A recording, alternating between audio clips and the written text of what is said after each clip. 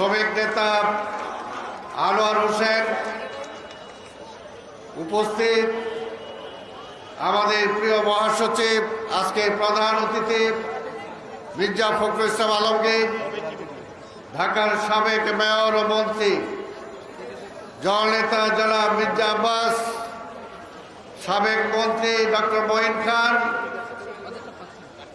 শ্রমিক দলের সমন্বয়কারী দেশনেত্রী বেগম খালেদা জিয়ার বিশেষ সহকারী জনাব শিমুল বিশ্বাস, উপস্থিত অ্যাডভোকেট আব্দুল সালাম আজাদ,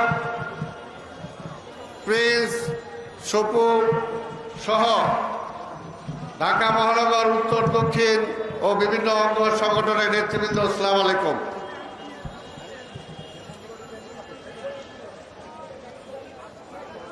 আমাদের সিনিয়র যুগ্ম মহাসচিব আমার একটি কথা যেটা বলতে চেয়েছিলাম বলেছেন যে বর্তমান অবৈধ প্রধানমন্ত্রী বলছেন যে ডান বাম সবাই নাকি তার বিরুদ্ধে চলে গেছে। ডান বাম বিরুদ্ধে গেছে আর আমরা যারা মধ্যম পন্থা আছি আমরাও তো আপনার বিরুদ্ধে, তাহলে আপনার পক্ষে কে আছে?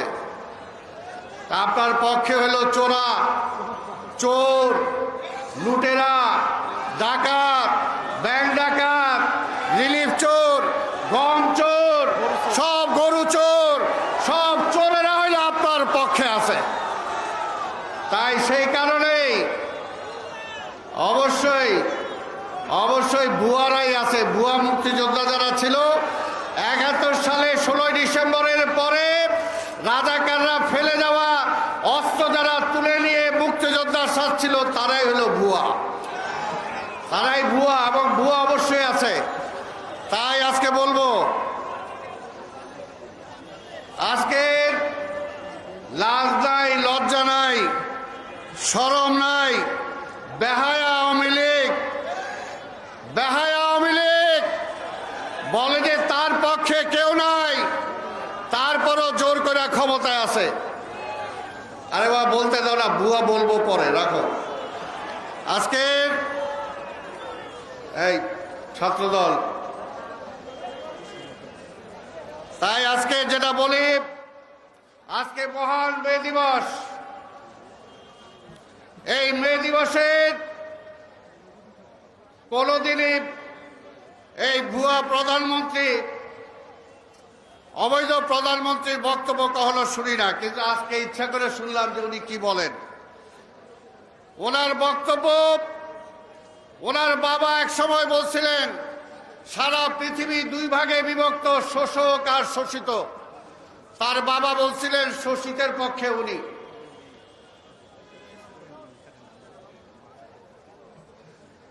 এবং শোষিতের পক্ষে, কিন্তু আজকে ওনার বক্তৃতাটা শুনেন, উনি হইল শোষিতের পক্ষে না, উনি হইল শোষকের পক্ষে। কারণ এই যে আজকে রিকশাওয়ালা ভাই যারা আছেন, শ্রমিক ভাই যারা আছেন, আপনাদেরকে বলতে চাই, আপনারা একটা বনরুটি কিনে খান, পানি কিনে খান, চা কিনে খান, সিগারেট কিনে খান, চাল ডাল তেল সব যত কিছুই কিনেন, সব কিছু থেকেই কিন্তু হাসিনার ট্যাক্স নেয়, সব কিছু থেকেই ট্যাক্স নেয়। কিন্তু ট্যাক্স নেওয়ার পরেও আপনাদের কি জিনিসপত্রের দাম কমাইছে? জিনিসপত্রের দাম কমে নাই, খালি বাড়তেছে।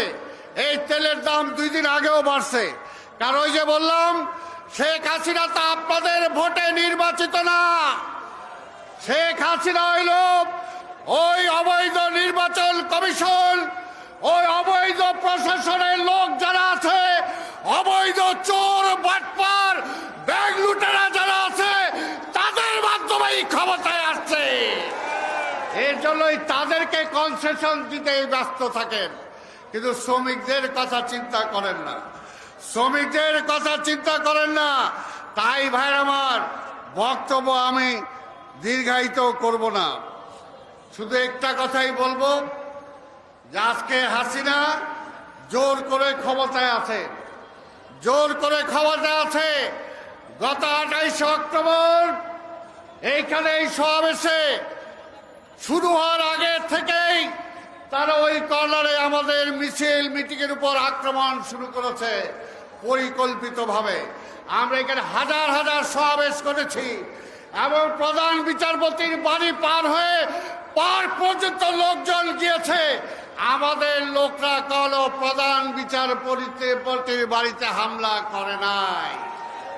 কিন্তু আমরা তো দেখছি শেখ হাসিনা আপনার সরকারের আমলেই সাবেক প্রধান বিচারপতিকে তার বাড়ি থেকে এই দেশ থেকে তাড়ানোর জন্য তার বাড়িতে কারা অস্ত্র নিয়ে গিয়েছিল।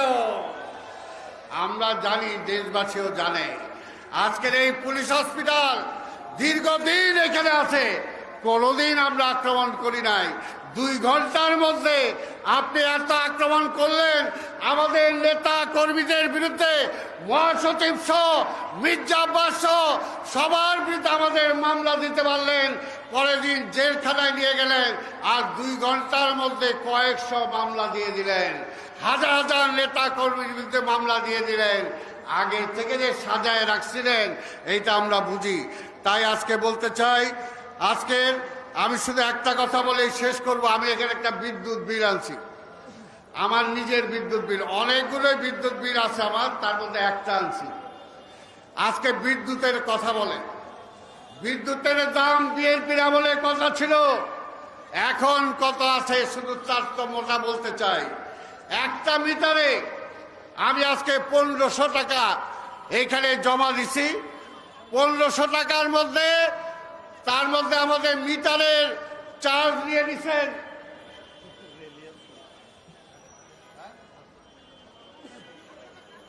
মিটারের চার্জ নিয়ে নিচ্ছেন 405 টাকা। আর 2 মাসের জন্য যে সার্ভিস ফি সেটার জন্য নিয়ে নিয়েছেন 1000 টাকা। তো 1500 টাকার মধ্যে আর বাঁচলো কি? এই 100-200 টাকা। তো বুঝেন, এইভাবেই পাবলিককে ফাঁকি দিয়া আজকে শেখ হাসিনা বিদ্যুতের টাকা খায়, আজকে পিচের টাকা খায়, রাস্তার টাকা খায়, মানুষের টাকা খায়, রিক্সাওয়ালার টাকা খায়। কাজে এই খাদকের হাত থেকে যদি আমরা দেশকে রক্ষা করতে চাই, একসাথে সবাই রাজপথে নেমে আসা ছাড়া কোনো বিকল্প নাই। আপনাদের সবাইকে ধন্যবাদ। খোদা হাফেজ। বাংলাদেশ জিন্দাবাদ, বিএনপি জিন্দাবাদ,